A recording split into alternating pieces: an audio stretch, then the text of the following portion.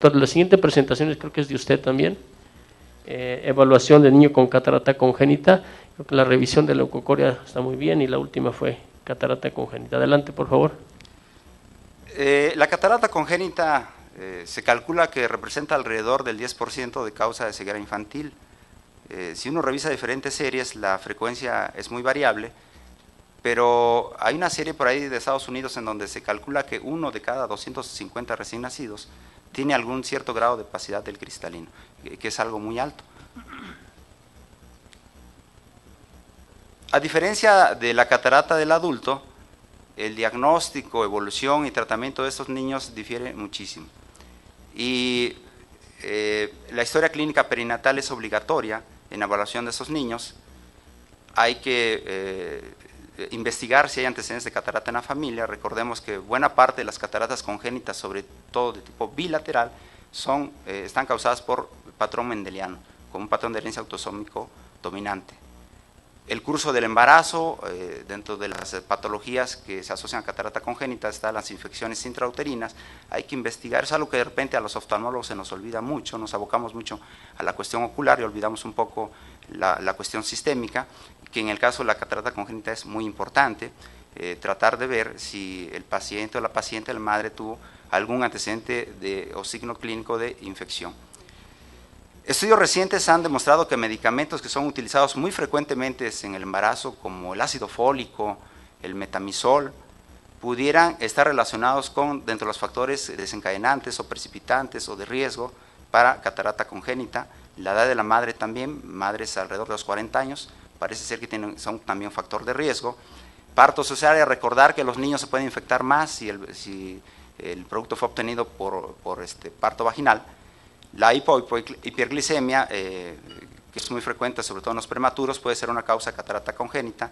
Debemos de tratar de investigar el peso del recién nacido, la talla, para ver si es un producto que está por debajo de los porcentiles normales, lo cual nos puede orientar hacia un proceso de tipo metabólico y desde luego el desarrollo neuropsicomotor. Lo primero que tenemos que pensar cuando tenemos una catarata congénita es que eso no es normal.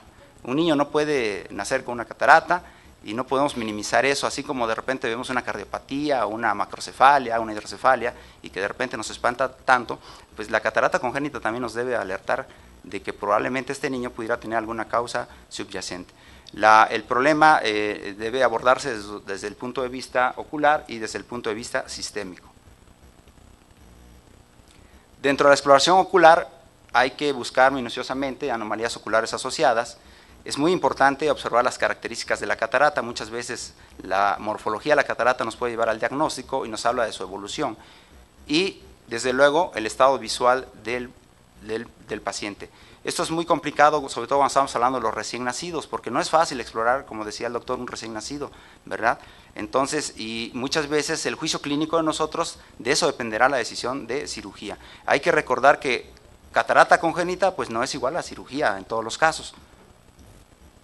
Dentro de las anomalías oculares asociadas más frecuentemente se encuentra la microcórnea, el coloboma, aniridia, el glaucoma y el microoftalmos. Esto es muy importante investigarlo porque esto podría dificultar la cirugía o incluso ser una contraindicación de colocar un lente intraocular. Las cataratas unilaterales son idiopáticas casi siempre y en orden de frecuencia siguen las anomalías oculares asociadas, y en el caso de las cataratas bilaterales es muy frecuente ver que tengan un patrón de tipo hereditario. Las cataratas polares anteriores o posteriores no son evolutivas, son muy pequeñitas. Las cataratas anteriores se piensa que son remanentes de la túnica vasculosa lentis, no interfieren con la visión. Esta fotografía corresponde a un chico de 15 años que yo tuve oportunidad de ver desde que nació, y los papás estaban muy alarmados por esa manchita. La visión de este chico es de 20/25. Estas cataratas no evolucionan, no hay que operarlas. En el caso de las cataratas nucleares, sobre todo cuando el núcleo embrionario y el fetal solamente están afectados, generalmente no son evolutivas y a veces son muy aparatosas, pero increíblemente no interfieren mucho con la visión. Las cataratas totales son frecuentemente vistas en síndromes cromosómicos como el Down, o también nos pueden hablar de una embriopatía infecciosa o también en procesos metabólicos.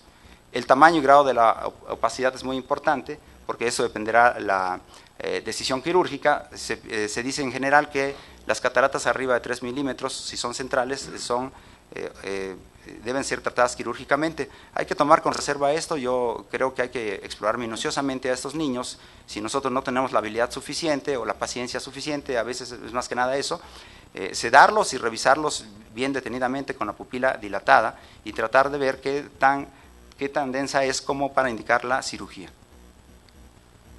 Cuando tenemos nistagmus y estrabismos, definitivamente el pronóstico es malo, la fusión está comprometida, pero vale la pena operar estos casos, yo pienso, porque aún así mejoran. Para nosotros es un problema determinar la agudeza visual en los recién nacidos y en los lactantes menores y mayores, pero no debe ser tampoco una muralla clínica para poder determinar o saber si este niño debe ser operado o no. Pero antes de tratar de cuantificar la visión, es importante recordar algunos datos clínicos que debemos tener presentes en la exploración de un recién nacido o un lactante menor con catarata. La respuesta pupilar a la luz, aunque ya está presente desde la semana 30 de la gestación, no está bien desarrollada hasta el mes de edad. Esto quiere decir que si nosotros alumbramos la pupila de un recién nacido, es muy probable que la pupila esté hiporrefléctica y esto de ninguna manera debe significar que su visión esté muy comprometida. El parpadeo, que es algo que utilizamos mucho los oftalmólogos pediatras en respuesta a una agresión, no está bien desarrollado hasta los 2 o 5 meses. La fijeza visual, los recién nacidos no fijan bien hasta los 2 meses y siguen bien hasta los 3 meses. Esto hay que tenerlo presente, ¿verdad? Los métodos para medir la agudeza visual en niños varían en sus resultados enormemente. Los potenciales visuales evocados nos dicen que a los 6 meses alcanza la visión de un adulto, en la mirada preferencial a los 2 años y en la cartilla de Snellen a los 7. ¿Por qué? Porque estamos valorando cosas totalmente distintas. Eso es como comparar peras con manzanas. Existen muchas enfermedades asociadas a la catarata congénita y dentro de esas enfermedades existen muchísimas entidades más. Es muy difícil tenerlas en mente de todas, pero quiero mencionar algunas pautas que yo creo que nos van a ayudar mucho a que los oftalmólogos podamos participar en el diagnóstico temprano de estos pacientes y mejorar su pronóstico. La finalidad de la inspección, pues como todas las inspecciones médicas, pues debe ser identificar algo extraño en este recién nacido, ¿no? Ya no vamos a dar el diagnóstico, sobre todo los síndromes dismorfológicos son muy difíciles a veces de llegar al diagnóstico en una sola inspección, pero sí podemos notar cosas raras, ¿no? Todos los recién nacidos se parecen muchísimo, pero hay cosas muy obvias, ¿no? Como en los casos del síndrome de Down, frente ancha, nariz corta, pabellones implantados bajos, los dedos de las manos cortas. Entonces esos datos tenemos que ir buscando en los recién nacidos, ir buscando algo raro en estos pequeños. El examen de la piel, recordar que la placoda cristaliniana deriva del ectodermo y el ectodermo también da origen a la piel, por eso es muy común que las enfermedades de la piel se asocian a catarata congénita. Hay que buscar ese tipo de lesiones siempre. Estas son las enfermedades de la piel que se asocian a catarata congénita. La exploración del cráneo y el macizo facial nos pueden ayudar a identificar síndromes dismorfológicos, ver si hay microcefalia, macrocefalia, que además nos hablan del desarrollo neurológico. Ya no pedimos mucho medir el perímetro cefálico de un niño, a veces pues ya ni nos acordamos, pero hay que recordar que más o menos la cabeza en un recién nacido corresponde a una cuarta parte del cuerpo, ¿no? Y eso es muy fácil de ver. Entonces hay que explorar minuciosamente el cráneo y el macizo facial, sobre todo para buscar anomalías como son los síndromes de oxicefalia, de Curzon, el Leipzig. En la revisión del tronco y las extremidades debemos ver si no hay focomelia, que es la ausencia de algún miembro o de masa muscular o de hueso, polidactilia, sindactilia, que puedan ayudarnos a llegar a un diagnóstico de un cuadro dismorfológico. Esas son las enfermedades que se asocian comúnmente a alteraciones del tronco que se asocian con catarata congénita. No necesitamos ser expertos neurólogos pediatras para hacer una revisión neurológica básica. La hipertonía y la hipotonía nos pueden hablar de una lesión del sistema nervioso por una infección o también por una alteración de algún electrolito o como la alteración del fósforo, como sucede en los hipoparatiroidismos. Los reflejos de un recién nacido, los básicos, prensión, succión, preguntarle a la madre si el niño está reactivo, si llora inmediatamente, si se la pasa dormido todo el tiempo. En el caso de lactantes, ver si se sentaron, si caminaron, la edad en la que hicieron estos, nos puede dar una idea de más o menos el desarrollo neurológico de estos niños. Y hay que tener presente la apraxia oculomotora. ¿Qué es esto? Eso se presenta en niños con severa lesión neurológica, en donde por más que, aunque no está comprometida su visión, nosotros les pedimos que nos sigan, les ponemos algún objeto y no nos hacen caso, y dieran la impresión de que están ciegos. Y esto llevarnos a un juicio de error clínico, e indicar una cirugía cuando esta no es necesaria. Esas son las enfermedades más frecuentes neurológicas asociadas a catarata congénita. Quiero presentar dos casos en donde el aporte del oftalmólogo puede ayudar al diagnóstico en el caso de cuando trabajamos conjuntamente con pediatras. Ese es un niño de 2 meses de edad. Dentro de los antecedentes perinatales es que la madre había sufrido de fiebre en el 5º mes de embarazo y la mamá lo lleva porque le nota el ojo izquierdo más pequeño. A la exploración sistémica presenta datos de retraso psicomotor, eso ya nos debe alertar. Y en la exploración ocular, el del ojo derecho estaba completamente normal, en el ojo izquierdo presentaba una catarata membranosa, además de la blefarofimosis, su visión era percepción de luz, y al tipificar los anticuerpos de Torch, estuvo positivo a citomegalovirus, que es muy frecuente, sobre todo acá en nuestro medio. Esta niña fue enviada por un colega pediatra para el manejo quirúrgico, ya iba con el diagnóstico de catarata congénita, 3 meses de edad. Dentro de los antecedentes personales patológicos es que había sufrido de un cuadro de gastroenteritis severa a los 2 meses, que había requerido hospitalización por lo menos 3 semanas, la cual la tenía un cuadro de desnutrición. De hecho, este colega pediatra me dijo que era una niña desnutrida, y la madre le notaba que desde el mes de edad le había aparecido una pequeña mancha que había crecido rápidamente. A la exploración ocular tenía percepción de luz en ambos ojos, presentaba nistagmus, un coloboma nasal inferior en ambos ojos y una catarata total más densa en el ojo izquierdo. El ultrasonido, que es obligatorio en cataratas donde no podemos ver el fondo del ojo, estaba normal, y a la exploración sistémica pues presentaba talla y pesos bajos, piel seca, rugosa, el porcentil estaba muy por debajo de lo que corresponde a un niño a esta edad. Esto nos llamó la atención, insistimos con su pediatra que le buscara algún proceso metabólico y encontraron después de un tiempo que correspondía a una galactosemia. Considero que, insisto, los oftalmólogos podemos aportar mucho al diagnóstico de estos niños. Las enfermedades metabólicas, por ejemplo, tienen un periodo de latencia en donde muchas veces la única manifestación son las cataratas, como sucede en la galactosemia o en el hipoparatiroidismo, y entonces casi no tienen alteraciones neurológicas. Los oftalmólogos podemos aportar estos datos para el pediatra para que esté alerta buscando estos padecimientos sistémicos y así y poder contribuir no solamente a un mejor bienestar visual, sino a una mejor calidad de vida de estos niños. Muchas gracias. Muchas gracias, doctor José San Juan. Está dentro de su tiempo.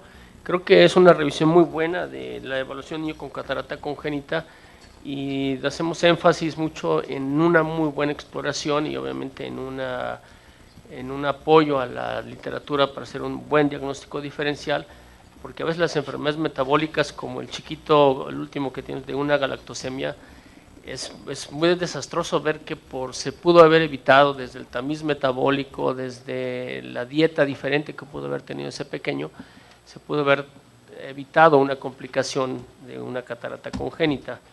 Dentro del auditorio me gustaría que opinaran algo, que estuvieran una duda que tengan sobre la evaluación de catarata congénita.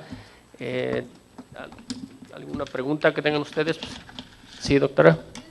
Yo estoy en un hospital general y pues sí vemos una parte grande de patología en niños. Entonces yo no sé cómo aquí hacerle para que los pediatras entendieran que sí deben checarle, aparte de todo lo que checan los ojos y el fondo de ojo. Sí, nosotros estuvimos un tiempo yendo inclusive a los cuneros y a las unidades de los pediatras a dar un poco de información acerca de lo elemental de una exploración oftalmológica, obviamente para ver la leucocoria, ¿no? O sea, queríamos decir, ¿tienes reflejo de fondo? Sí, no, nada más. Y ahí había una referencia inmediata a oftalmología. Quizá ellos tenían toda esta variedad de diagnósticos diferenciales, pero lo más importante era la exploración, porque al no tener un buen diagnóstico inicial, ya el niño no abre los ojos. Los niños en los primeros 2-3 meses se la pasan durmiendo la mayor parte del tiempo, y pues todos los niños son bonitos, no hay ni un niño feo.